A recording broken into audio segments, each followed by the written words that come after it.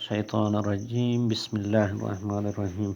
میں ہوں محمد جلیل خان مخلص، ماہر مضمون اردو، اور آپ دیکھ رہے ہیں G A school and college tuitions coaching academy system کا یوٹیوب چینل۔ آج ہم جماعت نہم اردو حصہ نظم میں سے برسات کی بہاریں مشق حل کریں گے، جس کے مصنف یا شاعر جو ہیں وہ نذیر اکبر آبادی ہیں۔ مرکز خیال، خلاصہ اور اس کے علاوہ تشریح وہ ہم پڑھ چکے ہیں۔ یہاں پہ ہم مشقی سوالات حل کریں گے۔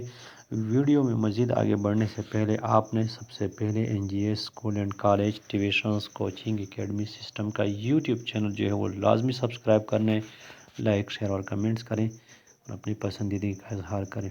پوائیں شروعات کرتے ہیں۔ مرکز خیال دوبارہ دیکھ لیں۔ مرکز خیال نظم برسات کی بہاریں کے شاعر نذیر اکبر آبادی ہیں۔ اس نظم میں شاعر نے برسات کی صورت میں اللہ تعالیٰ کی کاریگری اور قدرت کا اظہار کرتے ہوئے لکھا ہے کہ بارش کا پہلا قطرہ زمین پر گرتے ہی زمین میں جان آ جاتی ہے، ہر طرف سبزہ ہی سبزہ نظر آنے لگتا ہے، تمام مخلوقات فرط مسرت سے یعنی مسرت خوشی کی زیادتی سے، خوشی کا زیادہ ہو جانا، بڑھ جانا سے اللہ تعالیٰ کی تعریف اور ثنا میں جوت جاتے ہیں۔ جوت جانا، لگ جانا، مشغول ہو جانا، مصروف ہو جانا۔ بقول نذیر اکبر آبادی، بارش کا پانی زمین اور اہل زمین کے لیے آب حیات ہے۔ خلاصہ نظم، اس نظم کا خلاصہ۔ اس نظم میں شاعر نے بارش کے ساتھ اور بارش کے بعد کی خوبصورت منظر کشی کی ہے۔ شاعر فرماتے ہیں کہ بارش کا پہلا قطرہ زمین پر پڑتے ہی ہر چیز خوشی سے جھومنے لگتی ہے، ہر طرف سبزہ ہی سبزہ نظر آتا ہے، ہر چیز نکھر جاتی ہے، نکھر جانا خوبصورت بن جانا، اور اپنی اپنی زبان میں اپنے اپنے طرز سے اللہ تعالیٰ کی تعریف کرنا شروع کر دیتے ہیں۔ آخری بند میں شاعر عجیب بات بیان کر رہا ہے کہ گو کہ بارش سے کیچڑ میں چلنا دشوار ہو رہا ہے، لیکن لوگ اس سے قطع نظر بارش سے لطف اندوز ہو رہے ہیں اور اسے رحمت سمجھ رہے ہیں۔ سوال نمبر 1 ہے، مصرع مکمل کریں۔ اس ہوا میں کیا کیا ہے؟ برسات کی بہاریں۔ نمبر 2، بجلی چمک رہی ہے، بادل گرج رہے ہیں۔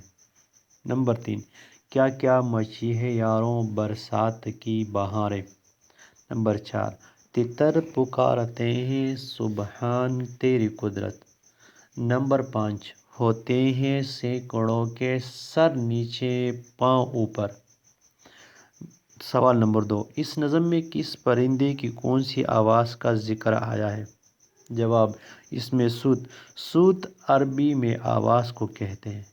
گرامر کی روح سے وہ کلمہ جو کسی جاندار یا بے جان کی آواز کو ظاہر کرے اس میں صوت کہلاتا ہے۔ تتر کی آواز سبحان تیری قدرت، بٹیرے بیے، پپیہا پی پی، فاختہ ہو ہو، بگلا تو تو، ہد ہد حق حق۔ سوال نمبر 3، کیچڑ میں پھسلنے کی کیفیت اپنے الفاظ میں بیان کریں۔ جواب، بقول شاعر کیچڑ میں زمین پھسلنی ہو جاتی ہے اور پھر چلنا بھی مشکل ہو جاتا ہے۔ اگر خدا نخواستہ پاؤں پھسل جائے تو خود کے ساتھ ساتھ پگڑی کو سنبھالنا مشکل ہو جاتا ہے، جس سے کپڑوں کے ساتھ ساتھ منہ بھی دلدل کی نظر ہو جاتا ہے، اور یہ حادثہ سینکڑوں کے ساتھ پیش آتا ہے۔